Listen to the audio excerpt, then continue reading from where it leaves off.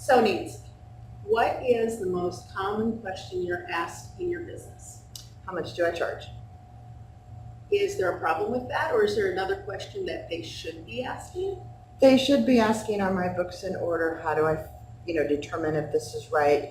Am I putting my expenses into the right account? Am I putting my liability account set up right? To start it all off, the profit and loss and the balance sheet need to be set up right, the chart of accounts. And if that's set up right, everything should run smoothly. If it's not set up right, everything's going to be a disaster. So for a person just starting out from the very beginning, should they be talking to you, I'm assuming, to make sure that get them set up right? Mm-hmm. Because if it's set up right, then it makes it easier for me to come in and just help them out or to train them on the software that they need to use if they want to do it themselves. And I can do the training versus doing the actual bookkeeping for them. Okay, very good. By the way, what is the name of your company, and tell me a little bit about what you do? The name of my company is Where Your Money Went. I'm a certified QuickBooks Pro advisor. I do accounting and bookkeeping. I've been in business for 4 years now, and I have a bachelor's in accounting, and I've been doing accounting work for over 20 years. So when you say you're a certified QuickBooks Pro advisor, what does that mean? That means that I have gone through and studied and taken the tests that are required to become a QuickBooks Pro advisor. So you are a guru then? Basically, yes. Okay. I know more than what the average Joe knows about QuickBooks, because you can go buy QuickBooks off the shelf, set it up yourself, but you're not going to know all the little quirky things and other stuff that it does and that it can do. Okay, okay. So what would the perfect customer look like for you? Perfect customer would be the small business owner that is running his business all day long and taking care of his books all night long instead of spending time with his family. Okay, okay. And I think we talked a little bit about pitfalls of, I would assume that somebody looking for somebody like that is going to interview more than one person. Is there some little thing that they should watch out for, that somebody overpromising or anything like that? A lot of people will overpromise that they can get this done or say, hey, I can get this done in X amount of time. And that doesn't always work that way, because you don't know what you're going to get into till you actually get into that person's books. So if they hand you this big box of receipts and say, can you have this done by the 15th when we have quarterly taxes due, that would be a red flag for you? Big time, because that means that they haven't done anything.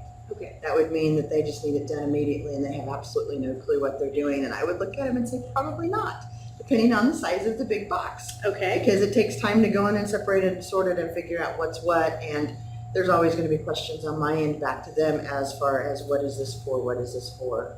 What is, Sure. What did you buy here? And is this truly an expense or is this a liability to the company? That sort of thing. Okay. And then if payroll's involved, that's a whole other animal in itself. Do you do payroll? I do not do payroll, but I will help them get sourced to the right payroll provider for them.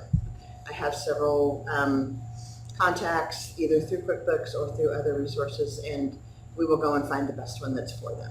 Okay. Then I'm assuming that if they're like they accept credit cards and things like that, you can help them. I can help them get that all set up, depending on which service they use, get it integrated into QuickBooks or whatever software that they're using. Okay. So what is the best thing a prospective customer could do before they meet with you, or if they decide that they want to use your services? The best thing they can do to make it easier for both of you? To have everything in order and well, then they don't need you. No, yes they do. Yes they do, because it's in order, but that not necessarily together, because they may not know that this needs to go into this expense bucket or this expense bucket, because there's actually inside the expenses different ways to do things. Meals and entertainment, the IRS keeps changing the rules. You can only write off certain amounts, that sort of thing, and not everybody realizes all of that stuff.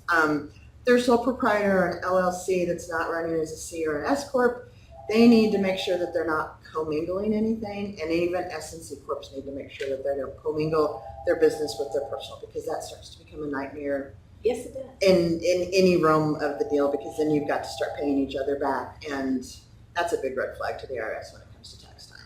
Okay. Is there anything else that you think somebody should know about what you do as we're wrapping this little interview up? I just cater to the small business owner that needs that extra help and to keep everything straight so that they know where they're at and that they can actually look and see what their bottom line is, and I can show them where their money went. Excellent. Well, if you think that you could use Nancy's services, please call her at, 816-729-5921. and that's Where Your Money Went.